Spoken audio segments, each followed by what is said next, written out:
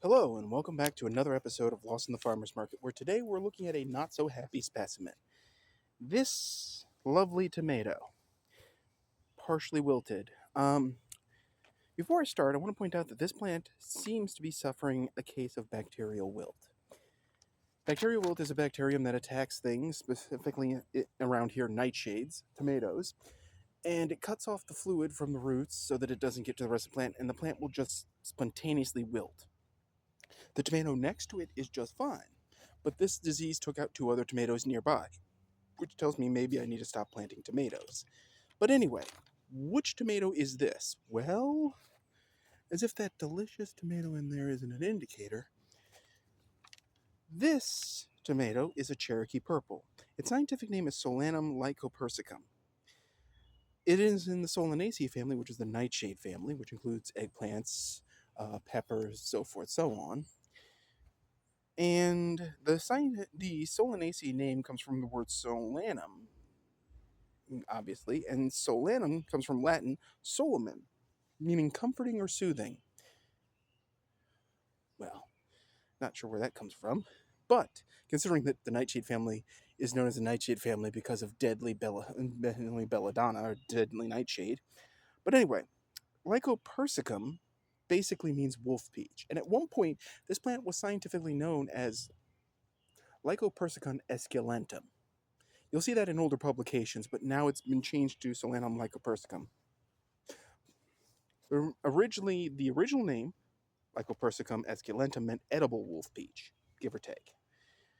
Now, the name wolf peach itself comes from the fact that the original tomatoes that were seen, surveyed, brought back to Europe weren't red like a lot of the ones we have today.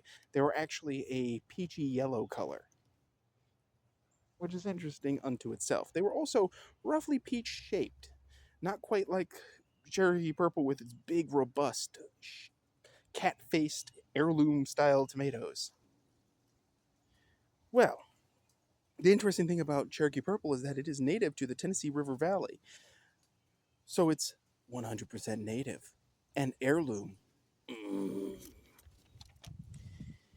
Now, it's considered treated as an annual. You can grow a Cherokee Purple in USDA zones 2 through 10.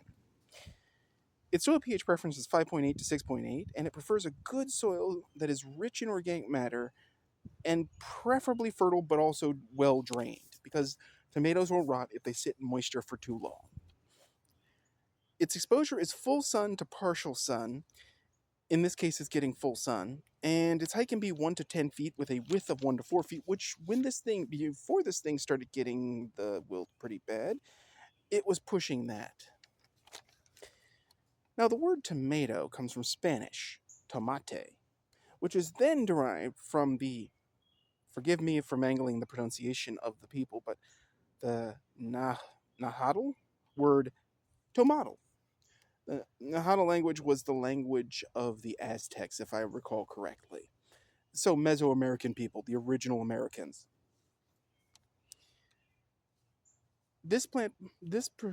Tomatoes are tomatoes were also cultivated by the Inca in 700 AD, and they were brought to Europe by the 16th century. Now, the interesting thing is, once they were brought to Europe in the 16th century, they were more a novelty for the wealthy people. They're the only ones who could afford them.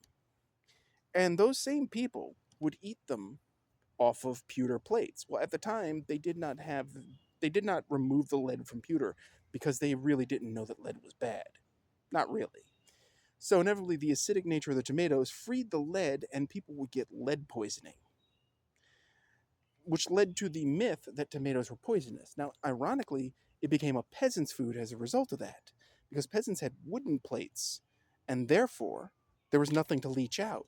So the peasants would eat it. It became a peasant's food all the way through the 1800s. At which, I don't even want to know. At which, one of the bigger landmarks in American culture of tomatoes happened. In 1818, the first ketchup recipe appeared in Maine. Many more would follow. Eventually, Heinz would jump in, so forth, so on. Now, Cherokee Purple, as a specific variety, along with Cherokee Stripe, are authentic Native American origin tomatoes. While their exact creation and the process is unclear because of loss of records and colonialism, so forth, so on, they were popularized by a guy named John Green in Sevierville, Tennessee in 1990, who then sent samples of the seed to Craig LeHoullier, the tomato man of North Carolina. The tomato man of North Carolina bred different colors, shapes, varieties of Cherokee Purple, different versions. Probably worked on the stripe variety. I swear they always do this when I'm filming. And we have what we have here today. Cherokee Purple is pretty much a major.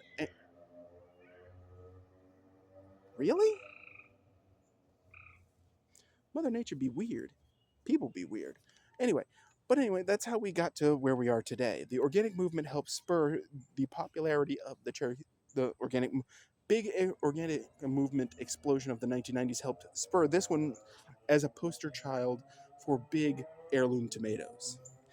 But its close cousin is what we'll be talking about in the next episode. So, if you think my wreck of a tomato plant, which is going, save me, if you have any thoughts about that or Cherokee Purple, any uses you do for these ones, I always like to think that Cherokee Purples are the exact right size for bruising a little bit and throwing at a political candidate to remind them of how displeased you are. But I do not advocate political violence. Anyway, if you have any thoughts about that, please leave them in the comments section. I love to hear from you folks. As always, folks, the blog is updating. Please, if you like this episode, hit like or subscribe. And as always, keep them growing. Thanks for watching.